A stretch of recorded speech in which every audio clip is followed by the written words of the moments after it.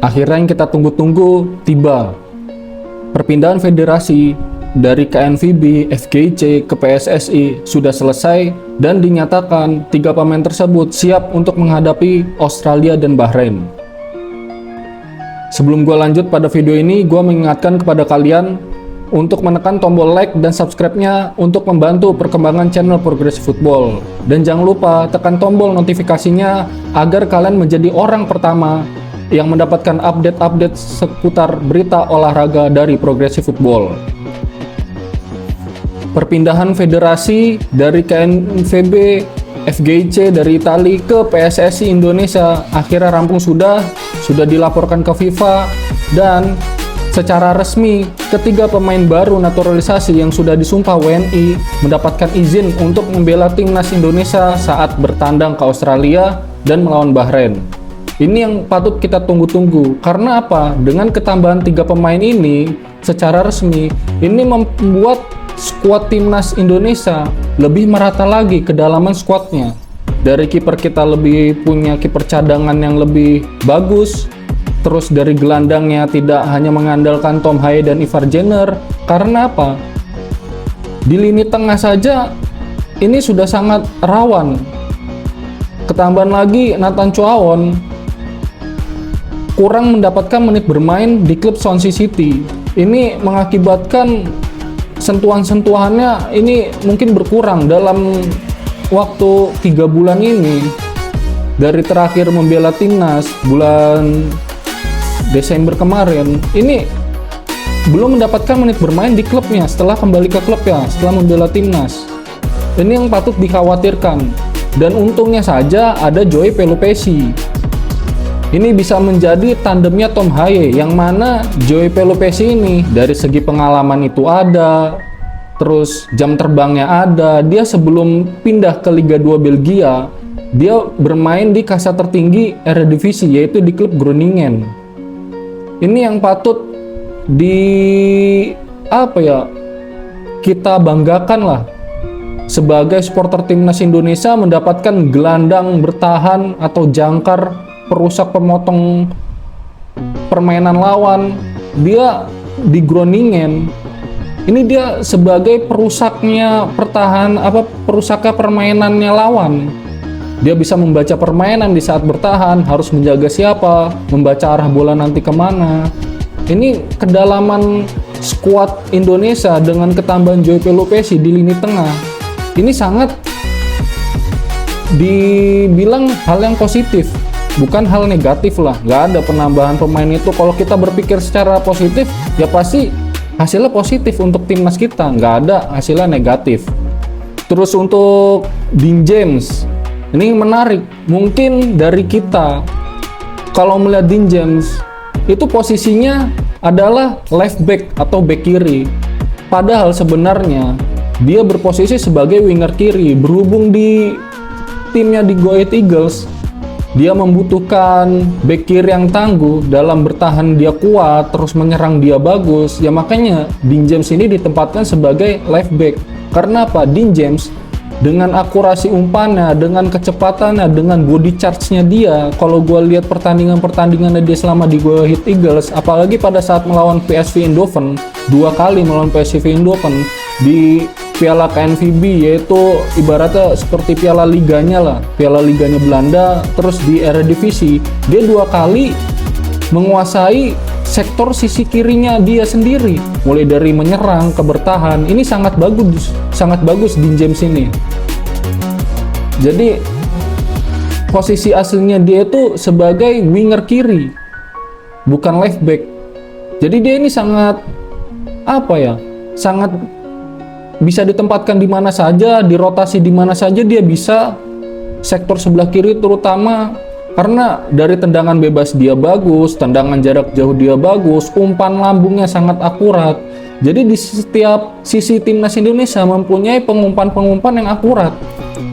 Misalkan nanti pada saat lawan Australia menggunakan formasi 4-3-3, Patrick Kluivert tidak kebingungan karena absennya Ragnar Oratmangun. Ketambahan Dean James ini, jadi pelatih ini tidak perlu khawatir harus memainkan siapa, seperti itu. Nah jadi kalau di saat dimainkan di posisi kiri, apakah Dean James ini nanti memberikan dampak positif atau nggak bisa lebih bagus dari Ragnar Rathmangun?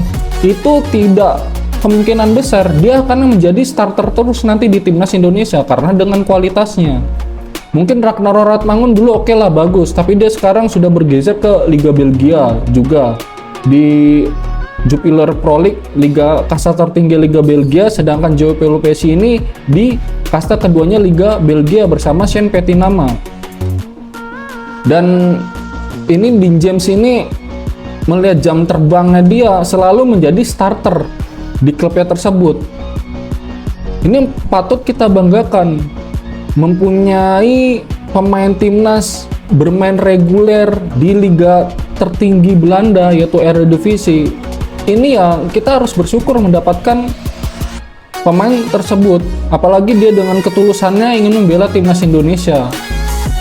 Dan satu lagi yang menarik, yang mungkin kontroversi, mungkin bukan Emil yang kontroversi, yaitu bapaknya Emil Audero sendiri. Yang kontroversi mungkin zaman dulu PSSI-nya belum Pak Erick Thohir, masih zaman kegelapannya timnas Indonesia juga. Bapaknya pernah bilang, kalau Emil Audero mau bermain di Indonesia, ya dia nggak mungkin lah bermain di Indonesia dengan timnas Indonesia. Pasti dia memilih timnas Italia. Pada waktu itu tahun 2018, 2017, ya memang keadaannya timnas Indonesia memang seperti itu. Jadi wajar kalau seorang orang tua, seorang bapak menginginkan anaknya bermain di timnas dan bermain di Piala Dunia mengikuti negara ibunya. Jadi Emil Audero kan punya dua kewarganegaraan, yaitu Italia dan Indonesia. Ibunya ini berasal dari Italia, bapaknya berasal dari Lombok. Yang mana yang kita tahu Emil Audero ini secara prestasi dia bermain di Inter Milan. Sebelum dari Inter Milan dia di Sampdoria.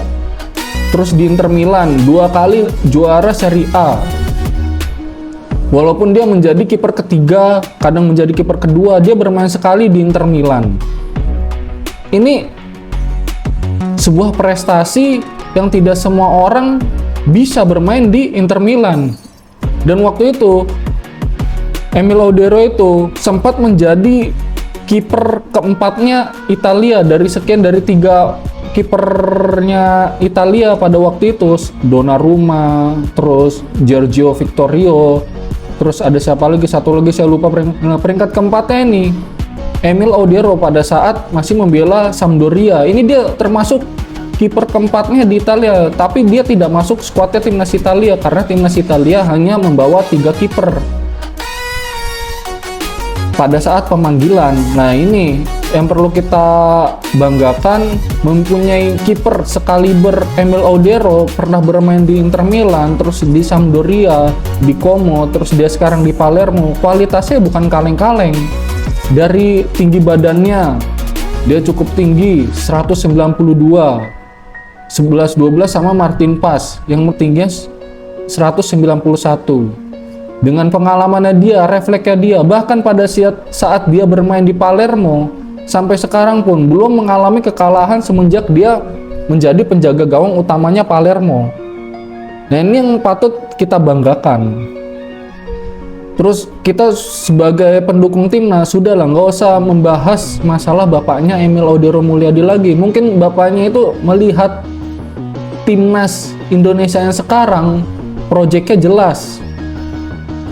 Sudah bukan seperti dulu lagi, step by stepnya jelas ini mau ke arah kemana. Karena seperti yang kita tahu sendiri sebagai supporter timnas Indonesia, arahnya timnas Indonesia itu mau kemana kita juga tahu. Yang tadi 2030 kita ke Piala Dunia, tapi dipercepat sama Pak Erick Thohir menjadi 2026 karena melihat kualitas pemain-pemain anak bangsa ini yang sangat brilian di klub-klubnya, terus jam terbangnya tinggi di klubnya. Ini bukan klub-klub sembarangan di Eredivisie, di Liga Italia. Ada kapten kita Jaijes ini di Venezia menjadi kapten. Semenjak dia menjadi kapten, Venezia belum mengalami kekalahan, tapi sayangnya seri terus. Ini yang dilihat dari Pak Erick Thohir. dari kualitasnya timnas Indonesia. Yang sekarang kita masih punya kesempatan masuk Piala Dunia secara langsung, kita bisa merebut posisi kedua. Ini kesempatannya besar dengan kualitas pemain-pemain yang bisa diandalkan. Dari Mesilger sendiri saja, dia memberikan komentar untuk timnas Indonesia. Dia yakin kalau timnas Indonesia itu bisa lolos ke Piala Dunia secara langsung karena melihat dari kualitas-kualitasnya. Bisa dilihat dari sektor belakang siapa aja.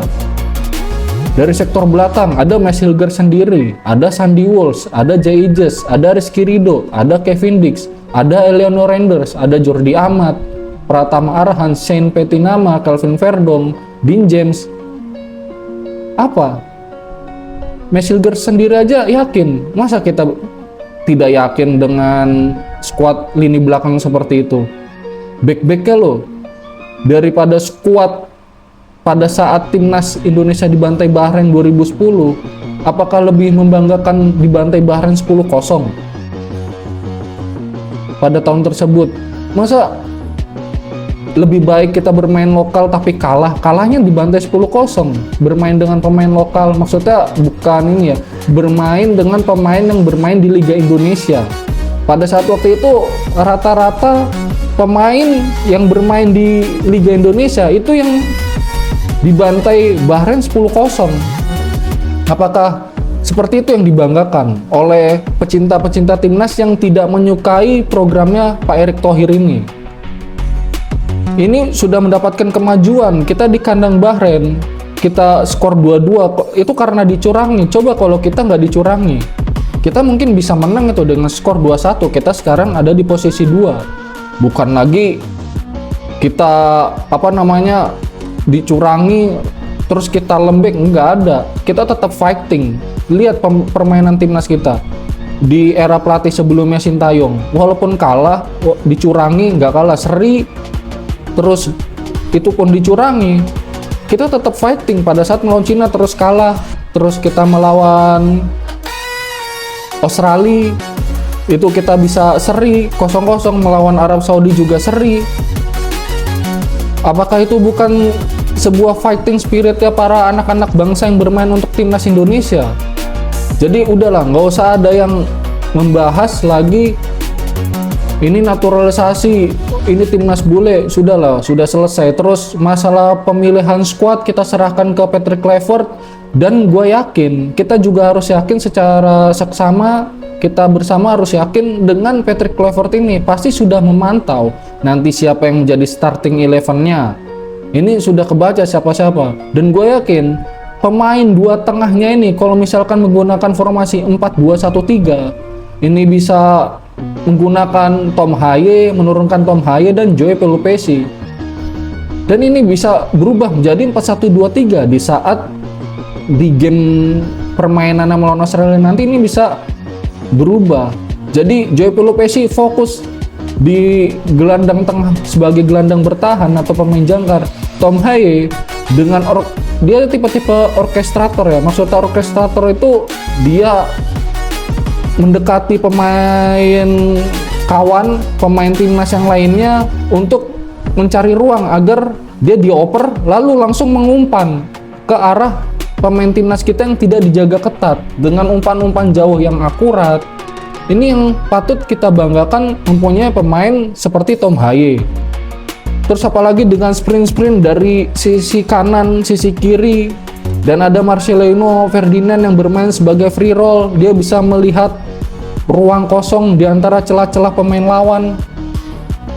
Ini menjadi support yang sangat bagus untuk sekelas Marcelino Ferdinand, mensupport Tom Haye yang suka memanjakan pemain-pemain timnya, diberikan umpan-umpan yang indah. Jadi seperti itu, kita ini harus bangga lah dengan timnas yang era sekarang ini. Yang patut kita nantikan ini ya pada saat melawan Australia nanti, kita tunggu skuad starting 11-nya itu siapa saja, dan kita percayakan kepada pelatih timnas Indonesia. Sekian berita dari Progresif Football tentang perpindahan federasi dari KNVB, FGIC ke PSSI. Ini sudah resmi, 3 pemain tersebut bisa bermain melawan Australia dan Bahrain. Gua Iqbal dari Progresif Football dan ciao.